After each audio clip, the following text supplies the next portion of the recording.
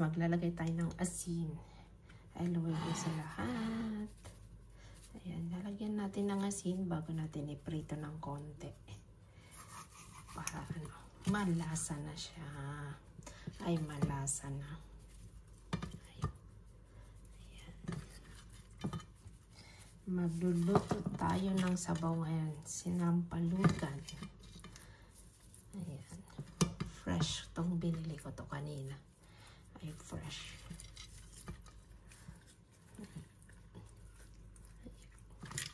Ayan.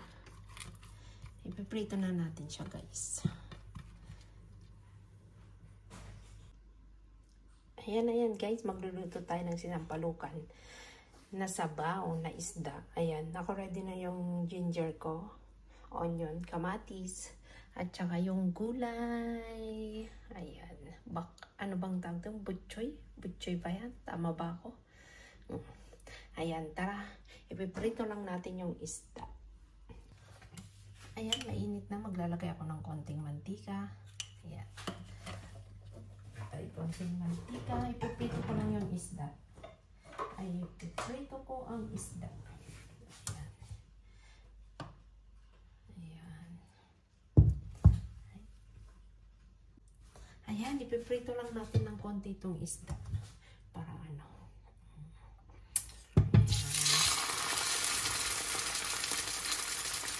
I-bake fire natin.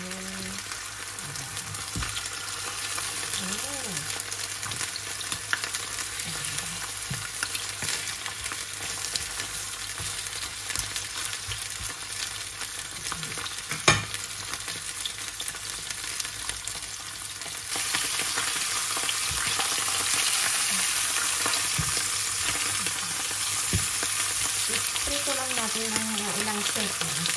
Hanggang mag-brown lang yung position. Big fire ang ginamit ko hanggang mag-brown lang.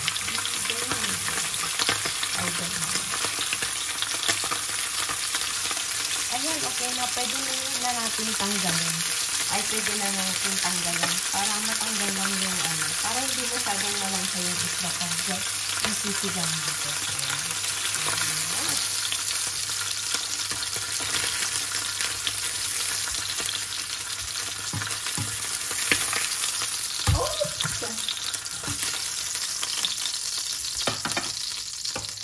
Ilalagay natin itong luya, guys. Ayan.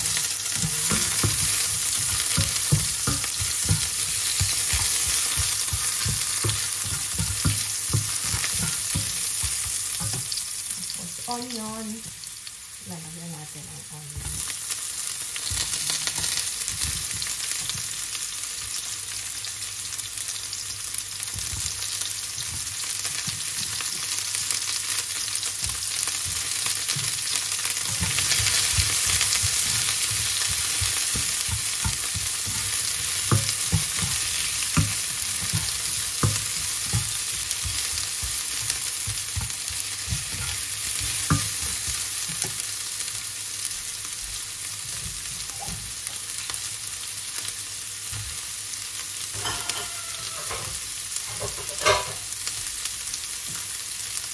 Tapos ilalagay na rin natin ang kamatis.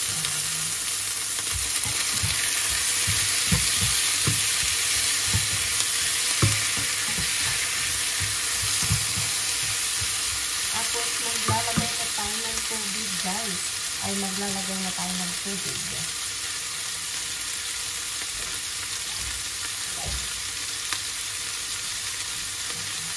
Okay na siya. Okay na siya. Pwede na natin magyan ng tubig.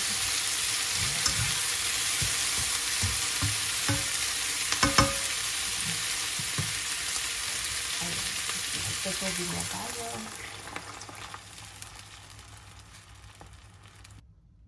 Ayan. Pakukuluan lang natin, guys. Ay, pakukuluan lang natin ng mga 5 minutes para lumabas naman yung lasa. Ay mga 5 minutes at balikan natin mamaya. Ayan, guys. Ayan. Kumukulo na. Ay, kumukulo na. Pakuluan lang natin para yung lasa naman ng lumabas. Ayan. yung lasa ng ginger at saka kamatis, onion. Ayan. Tapos maglalagay tayo ng paminta. Ay, paminta. Maglalagay ko ng paminta. Ayan. Ayan. Pakukulan lang natin ng ilang minutes para lumabas naman yung ano ng ginger, guys. Ayan. So, andito na rin yung sinigang sa sampalok mix, guys. Ito ang pang ano ko para ilalagay ko lahat ba to para ano, mas masarap kasi pag medyo maasim-asim. Ay, ayan. Pakulan lang natin tapos ilalagay natin yung isda na. Prinito ko na siya. Prinito ko to ng konti. Ay, para matanggal yung medyo lansa. Yan. Prinito ko ng konti, guys. Ayan, pwede na. Pwede ko nang ilagay yung isda. Ilalagay ko na yung isda, guys. Ayan. Isda para maluto pa ng konti.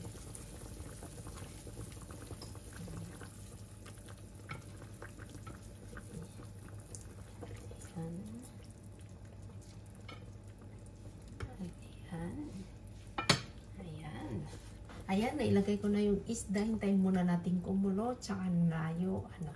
Pag medyo, ano na, ilalagay na natin itong sampalok. Ayan, maglalagay tayo ng asin, guys. Ay, asin. Ayan, Himalayan salt, guys. Ayan, lalagay ko na. Titikman natin mamaya kung may asin na o ano. Wala kasing patis, kaya asin ang ilalagay ko. Ayan. Ay, asin ang ilalagay natin. Ayan. Ayan.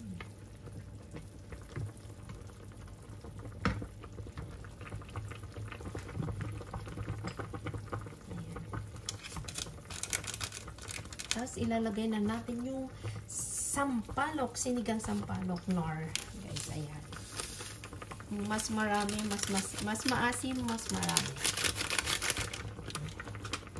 May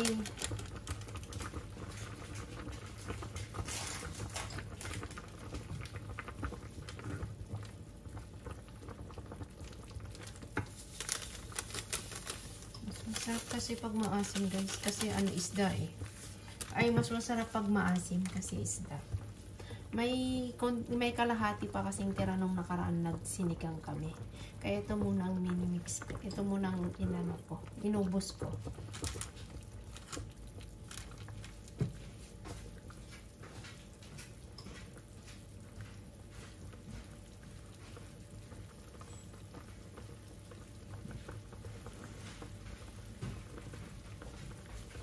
Yan, titikman natin kung ano, kung may asim na, maasim na. Ayan, ang asim na, guys. Ay, ang asim na.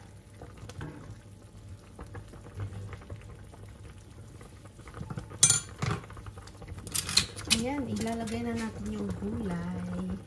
Ilang minutes lang to, guys. Maluluto na yung gulay.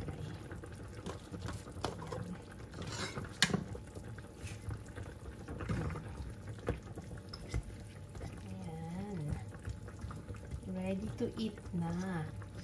Ay, ready to eat na. Ayan. Pwede na tayong kumain. Ay, pwede nang kumain. Ayan. Ibabaw ko na ito ngayon. Ay, ibabaw. Ayan.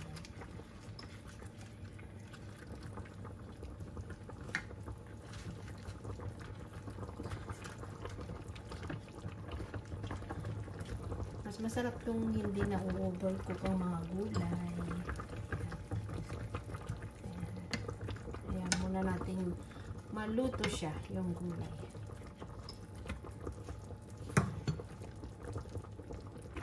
Ayan, pwede na. Tara na, kakain na tayo.